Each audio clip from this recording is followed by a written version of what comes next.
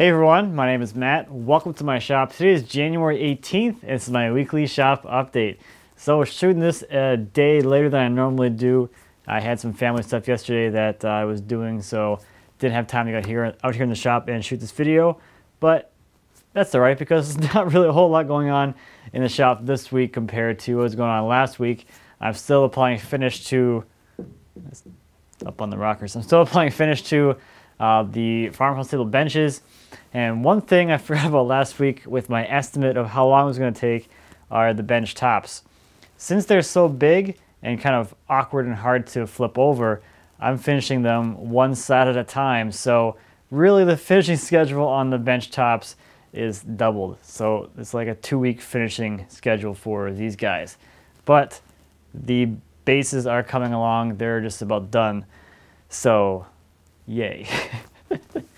So since not a whole lot's going on in the shop this week, I thought I'd answer some questions that I've been getting for the last few months working on the sawmill about drill bits and taps. What drill bits have I been using, what taps have I been using, how long have they been lasting, and have I been sharpening the drill bits. So first off, for the drill bits, the majority of all the drilling on the mill were done with these cobalt drill bits. I have a set of them as well as a few like ones that I bought one off of. I started buying them like this, then I figured I'll just buy a kit so I have a set of every size I could probably need.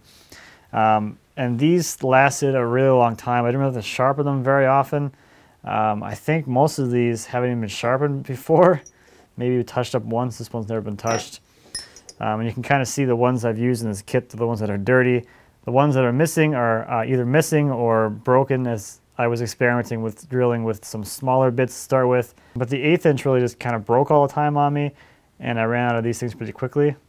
So I settled on doing 3/16 for a pilot hole when drilling by hand, and then a 1/4 inch drill bit in a drill press because I had more downward force in the drill press. Because I can apply more downward force with the drill press than I can with my body weight. Now for taps, the majority of the ones that I used are these Vermont American taps that I got from the home center here, which happened to be Menards at the time. The one tap here that has tapped the most holes is this one here, this 3/8 inch tap, and that was the, I should actually right out of here, this Vermont American kit here. This tapped 85 holes. This tapped every single hole in the track frame. All 54 for the cross members and 17 holes going both up and down for both sides of the track. So 85 holes with this one tap, and I had no problem.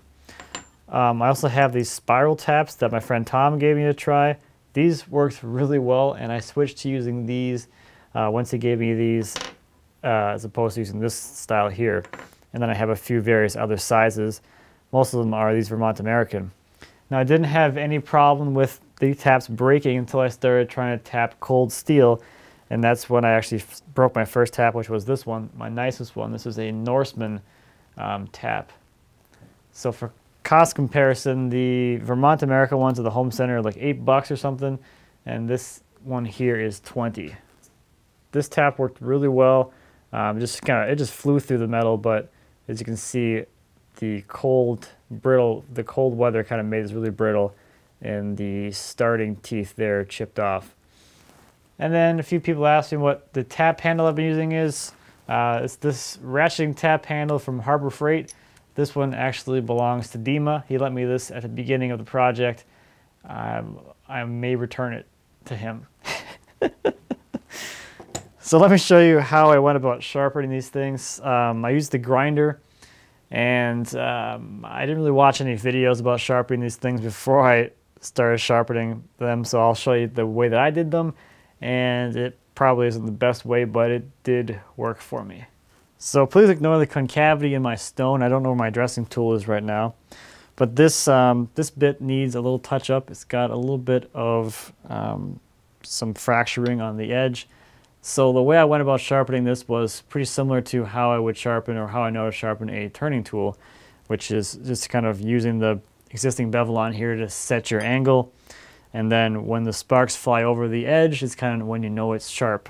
So I have a piece of tape here that's at the angle that the bit is at, the angle at the top here. And then I'll roll the bit till the cutting edge is roughly parallel to the tool rest, and I'll watch for the sparks to fly across the cutting edge.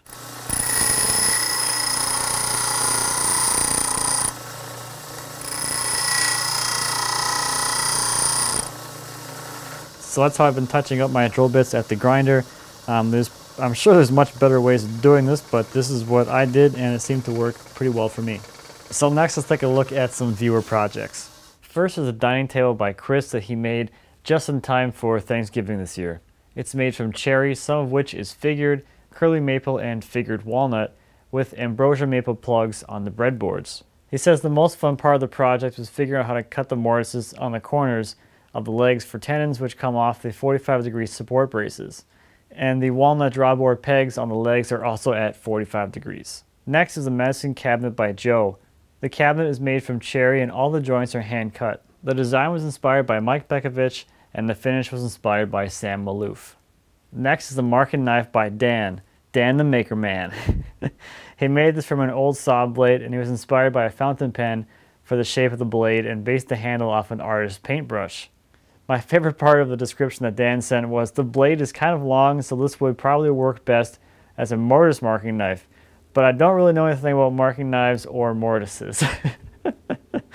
If you haven't already checked out Dan's channel, you definitely should. He does some really awesome videos making some really cool things. Next are a pair of side tables by Noah. He made these 2 side tables for his mom for Christmas this year. The tops are made from reclaimed 1x4s and they're all hand planed with a block plane. The legs are tapered and made from 2x4s, and then painted black and sanded back a little bit to give a rustic finish. So we're about to hit sort of a heat wave here. It's going to be up into the, I think it's the upper 30s, so it's going to be above freezing for the first time in a while here. So I'm hoping the next few days I'll be out working on the sawmill a little bit.